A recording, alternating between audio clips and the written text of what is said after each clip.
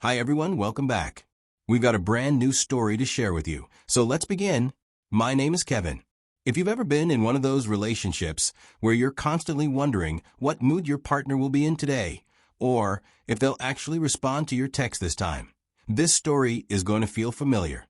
And if you stick around, I'll tell you exactly why agreeing to be just friends was the best decision I never saw coming.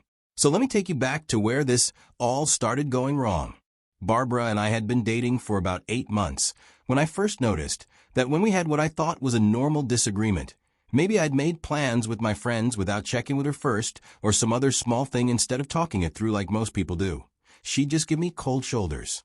We weren't living together, so she'd stop responding to my texts. My calls would go straight to voicemail. Her Instagram stories would show her out with friends, clearly fine, just not talking to me. The first time it happened, I thought maybe she was genuinely hurt and needed space. So I gave her a day, then sent a text apologizing and asking if we could talk. Nothing. Another day passed. I tried calling. Straight to voicemail. By day 3, I was losing my mind. I'd replay our last conversation over and over, trying to figure out what I'd done wrong. I know how that sounds. But when someone you care about suddenly treats you like you don't exist, you start questioning everything. On day 4, when she's sure I must have apologized for even things I never did, she'd text back like nothing happened, asking how my day was. No acknowledgement of the silence. No explanation. Just back to normal, and I was so relieved to have her talking to me again that I'd never bring it up. This became our pattern. Every few weeks, something would set her off. And I use that term loosely because half the time I genuinely couldn't figure out what I'd done. She'd go silent for anywhere from 2 to 5 days. I'd spiral, overthinking every interaction we'd had. Then she'd come back, and I'd be so grateful that I'd ignore how messed up the whole thing was. The worst part? I started changing my behavior to avoid triggering these episodes. I'd think twice before making plans with friends. I'd put my phone away the second she walked into a room. I'd agree with her opinions even when I didn't really agree, just to keep the peace. I was walking on eggshells in my own relationship, but back then, I didn't see it like this. The thing about dating someone who lives across town is that when you fight, you can't just hash it out face to face. You're stuck with texts and phone calls until you guys agree to see, and let me tell you, trying to resolve conflict through a screen is like trying to perform surgery with oven mitts. There was this one fight, I remember it clearly because it was so stupid it's almost funny now. We were supposed to meet for lunch on a Saturday. I'd suggested this sandwich place we'd been to before, and she'd said it sounded good. But when I got there, she seemed off. She told me I always pick the same places, barely looking at me while she said it. I was confused and reminded her that she'd said this place was fine. She said that just because she'd said it was fine didn't mean it was what she wanted. See, this is what I mean. How was I supposed to know that her agreeing to the place actually meant she hated the idea but wasn't going to tell me? The lunch was tense. Every attempt I made at conversation felt forced. When I asked if she wanted to do something afterward, she said she had plans with her roommate. When I offered to drop her off, she said she'd take an Uber. That was Friday afternoon. By Friday night, she wasn't responding to my texts. Saturday, Sunday, Monday, nothing. I sent probably 6 texts over those 3 days, asking if we could talk about what happened, and saying I felt like there was a misunderstanding. Tuesday morning, my phone buzzed. She apologized for being busy with work and asked if I wanted to grab dinner that week. No mention of the fight. No acknowledgement that she'd ignored me for 4 days. Just an invitation to dinner, like I was supposed to forget the whole thing happened. And here's the thing, I did forget it. Because I was so tired of the drama, so tired of feeling like I was constantly in trouble for things I didn't understand, I'd take any version of her that was willing to be civil to me. By the time we hit the 2-year mark of our relationship, I was exhausted. It felt like I had been holding my breath for months. I'd started to dread seeing her name pop up on my phone because I never knew if it was going to be something sweet or something that would start another cycle of silent treatment. I'd catch myself rehearsing conversations in my head, trying to find the exact right words that wouldn't set her off. My friends started to notice that I seemed so stressed most of the time I am with them. I didn't know how to explain that I was in a relationship where I felt like I was constantly failing tests I didn't know I was taking. The last big fight was over something completely ridiculous. We were texting about weekend plans, and I mentioned that I might go to my cousin's birthday party on Saturday night. She responded with just okay. Just okay. Nothing else. I knew that okay wasn't really okay. So I called her. I told her she seemed upset about the party. She said she wasn't upset. I said she seemed like she was, and she asked why I was trying to make her upset. See what happened there? Somehow, I'd gone from asking if she was okay to being accused of trying to make her upset. This was how these conversations always went. I said I wasn't trying to make her upset, just wanted to make sure we were good. She said we were fine. But we weren't fine. Her voice had that edge to it that I'd learned to recognize. The tone that meant I was already in trouble. I just didn't know for what yet. I asked if she wanted to come to the party with me, thinking maybe that was the issue. She said she wasn't invited. I told her she didn't need an invitation, that it was just family, but she cut me off and told me to just go to my party. And she hung up. That was Wednesday. By Thursday, the silent treatment had started. Friday came and went. By Saturday, the day of the party, I was so stressed about whether to go or not that I almost just stayed home. I went to the party, but I spent the whole time checking my phone and making excuses for why Barbara wasn't there. My family kept asking where she was, and I didn't know what to say. Sunday, Monday, Tuesday, still nothing. At this point, I wasn't even angry anymore. I was just tired. Wednesday evening, she texted asking if she could come over after work the next day because we needed to talk. My stomach dropped. In 2 years of dating, we need to talk had never led anywhere good. But at least she was talking to me again. Thursday dragged by. I kept checking the time, trying to guess when she'd get off work and make the 20-minute drive to my place. She knocked at 6:47 p.m. I remember the exact time because I'd been watching the clock. She looked tired when I opened the door. I said hey, and she said hey back, not quite meeting my eyes. I told her to come in. She sat on the edge of my couch, still in her work clothes, purse clutched in her lap, like she might need to leave quickly. I sat across from her in the chair by the window and asked what was up. She was quiet for a long moment, staring at her hands. She finally said she'd been thinking about us, about how things had been going. I waited. She said she thought we should just be friends. You know what's weird? The first emotion I felt wasn't sadness. It wasn't anger or confusion or heartbreak. It was relief. I told her okay. She looked up at me, surprised. I think she was expecting me to fight her on it, to ask why, or beg her to reconsider. She repeated okay, like a question. I said yeah, okay. After walking on eggshells, trying to decode mixed signals and navigate silent treatments for a long time, feeling like I was constantly disappointing someone I loved, it was over. She asked if I wasn't upset. I thought about it for a second. Was I upset? I mean, yeah, part of me was sad. We'd had good times together. There were things about her I'd miss. But honestly, the overwhelming feeling was relief. I told her I was tired. Tired of feeling like I was always doing something wrong. Tired of not knowing if she was going to talk to me or ignore me for a week. I was just tired. She nodded slowly and said she thought we just wanted different things. I agreed that she was right. She stayed for maybe 10 more minutes. We talked about practical stuff. She had a couple of hoodies at my place. I had some books at hers. Normal breakup logistics. After she left, I sat in my apartment and felt something I hadn't felt in months. Peace. The first few weeks were weird. I'd catch myself reaching for my phone to text her about something funny I'd seen, or I'd see a movie trailer and think about asking if she wanted to go. But mostly, I felt lighter. I started hanging out with friends again, without worrying about whether Barbara would be upset that I hadn't invited her or that I was staying out too late. I could just exist without constantly calculating how my actions might be interpreted. About a month after the breakup, I ran into Amanda at a coffee shop downtown. Amanda was Barbara's friend from college. They'd been roommates junior year and stayed close. I'd met her a bunch of times when Barbara and I were together, and she'd always been cool. Easy to talk to, funny, never seemed to have any drama going on. She said hey, and asked how I'd been as she got in line behind me. I said good and realized I actually meant it. I asked how she was doing. She said she couldn't complain, that work was busy, but that was nothing new. We ended up sitting together, just catching up. She asked how I was doing post-breakup, and I was honest, said it had been for the best, that Barbara and I just weren't compatible. Amanda nodded like she understood. She said that sometimes people just bring out the worst in each other, that it doesn't mean either person is bad, just that the chemistry is wrong. I appreciated that she didn't trash talk Barbara or take sides.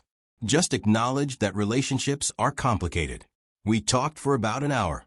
She was working as a graphic designer for a marketing firm, thinking about going freelance. I told her about a project I was working on at my job. When we were both getting ready to leave, she said we should grab coffee again sometime. I said I'd like that. Amanda and I started hanging out maybe once a week. Sometimes coffee, sometimes lunch. Occasionally, we check out a new restaurant or go to a movie. It was refreshing to spend time with someone who said what they meant and meant what they said. If Amanda suggested a restaurant and I countered with a different idea, she'd either say she really had her heart set on the first place or that my suggestion sounded even better. There were no games, no hidden meanings, or week-long silent treatments because I'd suggested Italian instead of Mexican. She was also just fun to be around. She'd make these perfectly timed observations about people or situations that would have me cracking up. Was I attracted to her? Yeah, I'd be lying if I said I wasn't. Amanda was objectively beautiful, tall with dark hair, and these green eyes that were really striking.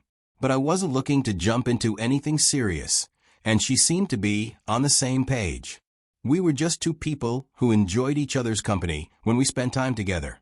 I should mention here that Barbara and Amanda were still friends at this point. Not best friends, but they'd text occasionally, see each other at group things. I wasn't trying to hide the fact that Amanda and I were hanging out, but I also wasn't advertising it. If someone had asked, I would have been honest about it. About 3 months into this friendship with Amanda, we were at a farmer's market on a Saturday morning when I saw someone who looked familiar. I turned to get a better look and realized it was Barbara's coworker, Jen. We'd met a few times when I'd picked Barbara up from work events. Jen saw me too and waved. I waved back, and that was it. Just a friendly acknowledgement between two people who sort of knew each other. I didn't think much of it at the time. The next evening, my phone rang, and it was Barbara's name on the screen. I almost didn't answer. We'd been broken up for months, and we'd barely spoken since that evening in my apartment. But curiosity got the better of me. I answered, and she asked how I was. Her voice sounded different. I said I was good and asked what was up. She said she'd heard I was at the farmer's market yesterday. Straight to the point. I confirmed I was and mentioned I was with Amanda because I sensed where this conversation was going. Silence. She repeated Amanda's name. I said yeah. She asked if it was like a date. I could have corrected her. Could have explained that Amanda and I were just friends, that we weren't dating, that it wasn't what she was thinking. But honestly, it wasn't really any of her business anymore. I told her we were just hanging out. She said right and paused before saying she didn't know we were hanging out. I said it had been a few weeks now. She repeated a few weeks and was quiet for a moment before asking if we could talk, maybe grab dinner that week. And there it was. After months of silence, she'd been the one to end things. And now she wanted to talk. I told her I didn't think that was a good idea. She asked why not, reminding me that we'd said we'd be friends. I said we were friends, but that didn't mean we needed to have dinner and hash out our feelings. She asked if I was just going to date her friend instead. This was the moment I realized that Barbara hadn't changed at all. After all these months apart, she was still trying to control the narrative, still trying to make me feel guilty for living my life. I told her calmly that I wasn't dating her friend, but even if I was, we were broken up. Her choice, I reminded her. She said she knew, but then trailed off. I asked, but what, pointing out that she'd ended things and didn't get to be upset about what I did afterward. She was quiet for a long moment. She said she just thought it was weird that I'd go after Amanda. I explained that I didn't go after anyone, that we'd run into each other, and started hanging out. It was really that simple. She said right, then told me she hoped I was happy. And she hung up. I stared at my phone for a minute, waiting to feel something. Guilt, maybe, or regret. But all I felt was that same relief I'd felt the night she'd asked to be friends. Confirmation that I'd made the right choice in letting her go. Over the next couple of weeks, Barbara launched what I can only describe as a subtle campaign to sabotage my friendship with Amanda. It started with Amanda mentioning that Barbara had called her out of the blue. Amanda told me Barbara had wanted to grab lunch, which was weird because they hadn't hung out one-on-one in a while. I asked what they talked about. Amanda stirred her latte thoughtfully and said mostly her, actually. Barbara had kept asking about work, about dating, about what she'd been up to lately. Then she'd started asking about me. I asked what kind of questions.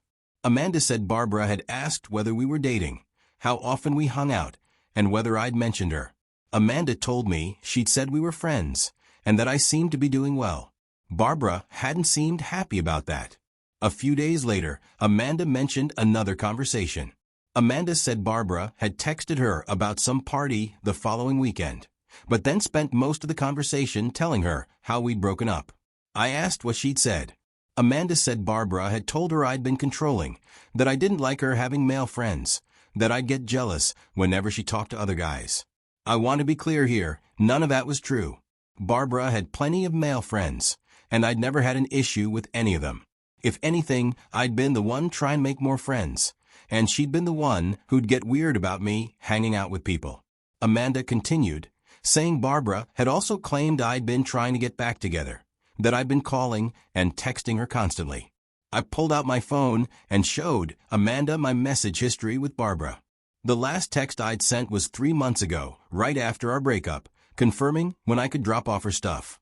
Amanda looked at the screen, then at me, and said she'd figured that wasn't true. I asked why. She said because she knew me, that I wasn't the type to blow up someone's phone or be controlling.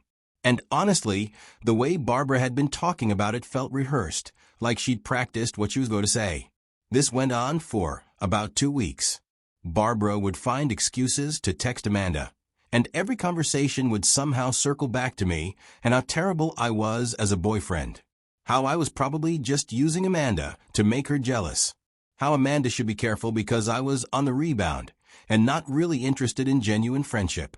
Amanda started screenshotting some of these conversations and showing them to me, not because she wanted to stir up drama, but because they were getting so ridiculous that they were almost funny. Amanda told me Barbara had said the day before that I'd only started hanging out with her to get back at Barbara, because apparently I was that type of guy. I read through the messages. Barbara had written paragraph after paragraph about my supposed motivations, my character flaws, my history of being vindictive and manipulative.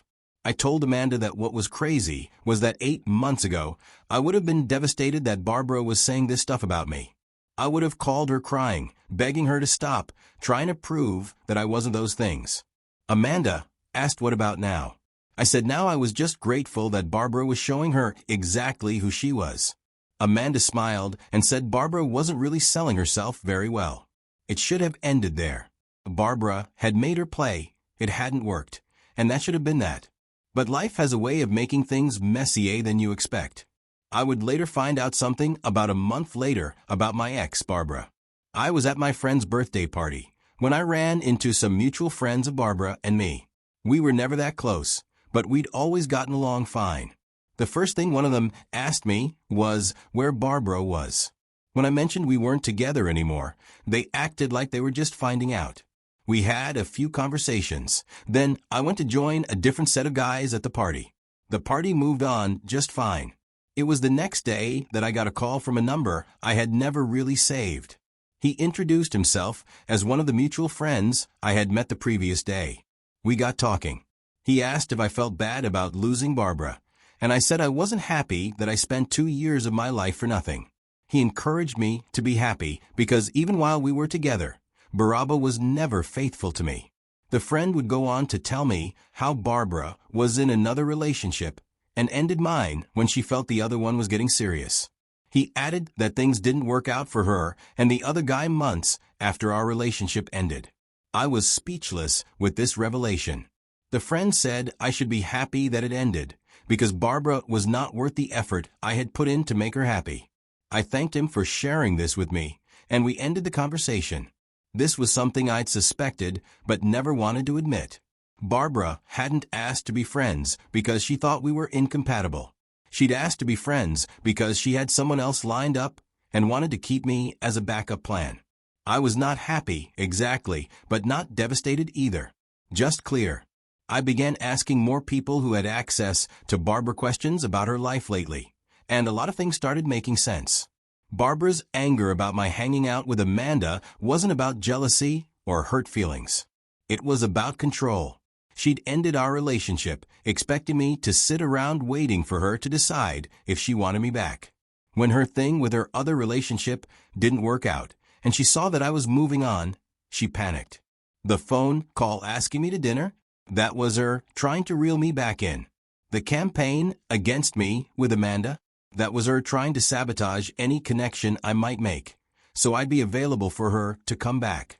All of it made perfect sense once I understood her actual motivation. Here's what I think happened.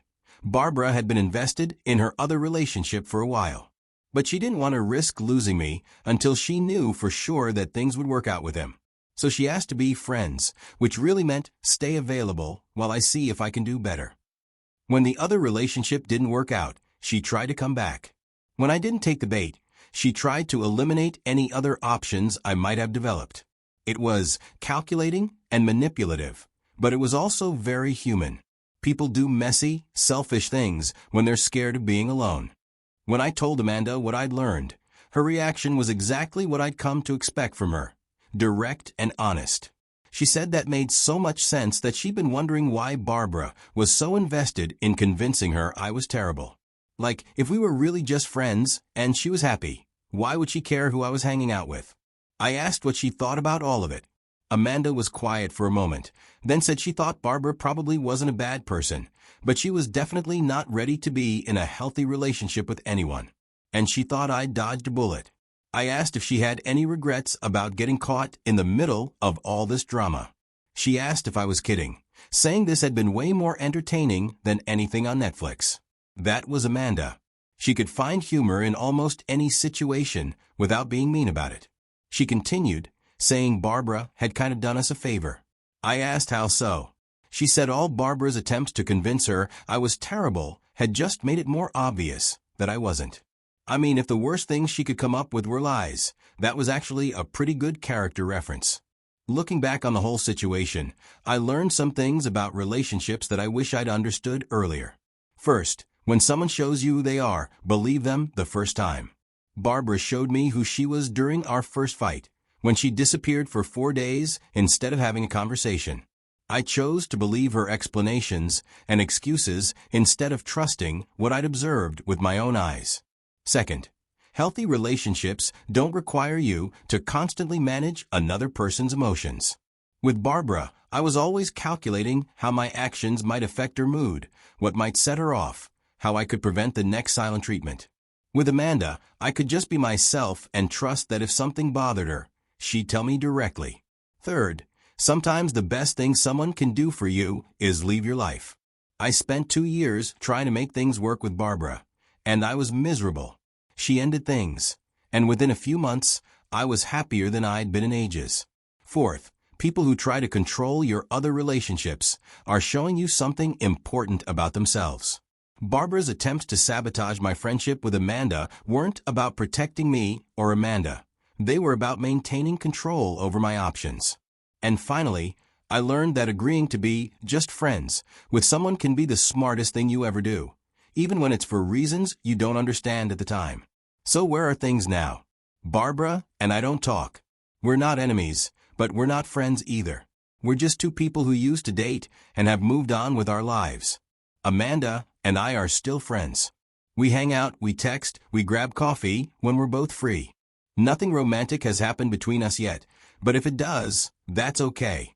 I do not wish to jump into another relationship almost immediately. The thing about toxic relationships is that they're like being in a room with no windows.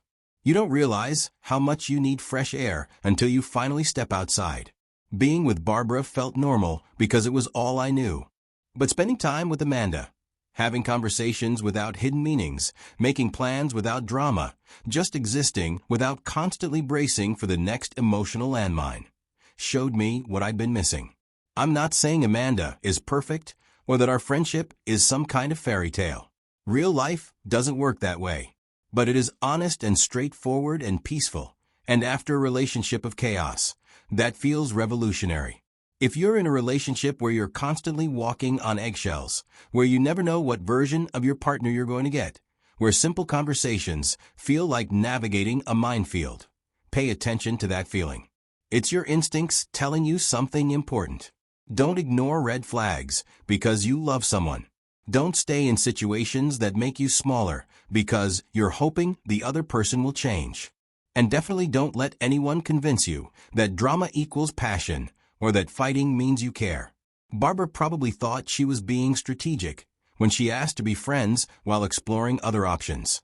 But really, she was just setting me free to find out what a healthy connection actually feels like. If you've been in a similar situation, drop a comment and let me know how it worked out for you.